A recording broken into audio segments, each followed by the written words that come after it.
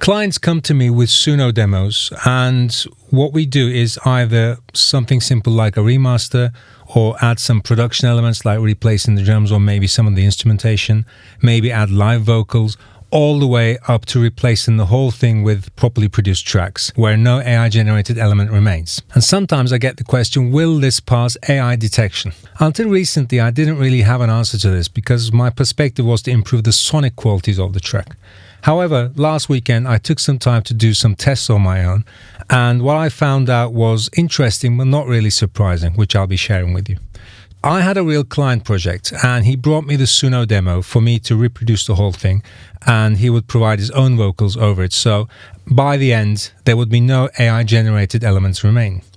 But I still had access to the stems, so I built some mixes, some test mixes, so I could run it through the AI detection algorithms. So I built multiple mixes. Mix 1 is where the instrumentation and the drums were all played or produced by me, but the vocals were AI. Mix 2 was where the vocals and drums are AI, but the instrumentation, the keys, the guitars, the bass, etc., they're all played by me. Mix 3, the vocals and instruments are AI, but the drums were replaced with Superior Drummer 3, which is a great drum library, and the sounds are like almost indistinguishable from actual drumming. And Mix 4 was Zero AI, where everything was human-made. Before I ran any of these through detection, I validated the tool myself.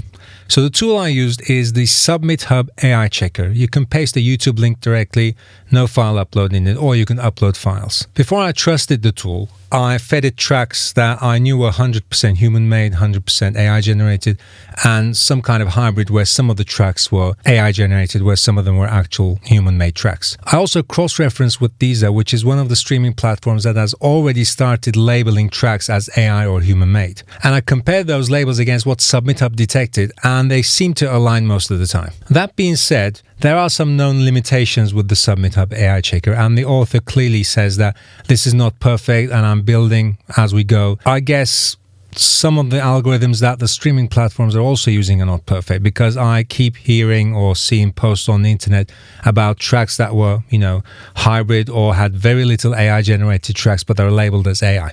So basically, we're still in the phase of trying to figure this out. But that is not the important part. Here's what happened when I ran my mixes. So the 100% AI mix, detected as AI, nothing unexpected. The 100% human mix, detected as human-made, nothing unexpected. Now, the interesting part is, whenever I fed one of the hybrid mixes, so some track is AI-generated, some tracks are human-made, it always detected some AI element. In some instances, the Submit Hub tool said that the hybrid track was human-made or it was, AI-generated. So there's some kind of threshold. The tool has a cutoff. It says that if it's this percentage human-made, it's human-made. If it's this percentage AI-made, it's AI-made, basically. Now, here's why this matters. We have no idea where the streaming platforms set their own threshold. So Submit Hub might be lenient, might be, relaxed, basically. Spotify might introduce an algorithm that labels tracks whether it's AI generated or human made, and that might have more strict controls or might look at completely different signals than what Submit Hub is looking at. Now, I want to be clear what I don't really know. I have no insights in how Spotify, Apple Music, YouTube, even if they are checking for AI generated tracks, I have no way of knowing this. Right now, YouTube and Spotify do not penalize AI music. And in many cases, they've even created revenue sharing systems for it. However, the listener behavior seems to be shifting, and I think it's inevitable that streaming platforms will eventually give users the ability to filter AI-generated music out of their recommendations. Similar to how you can already tell Spotify or YouTube that I don't like death metal or I'm not interested in rap music. And when that happens, and I don't think it's a matter of if, but rather when, any track that's been tagged as AI-made or partially AI-made could quietly disappear from the recommendations page for a user. And this might even happen behind the scenes without us seeing it on the interface that this is an AI-generated track or not. Now, that is not a problem you'll have today, but if you want your track to have a long shelf life, it is something that you need to think about today. In fact, YouTube has already started rolling out a feature where it's asking users if what they watched was AI slop or not. So I think they're basically training their own machine learning model by user input to recognize AI-generated music or videos or whatnot. So they're going to allow people to either filter this out or maybe not recommend it as much. So if you made AI-generated music part of your workflow, which is fine, which is something I support, I don't see it any different from, making a guitar vocal demo of your song. Because if your goal is to release a future-proof, built to last, clean on detection track, the answer is full reproduction. Every element played and recorded by a human. Also, please remember that the legislation around this is still being figured out. In the UK, the government was proposing that AI companies should be allowed to use music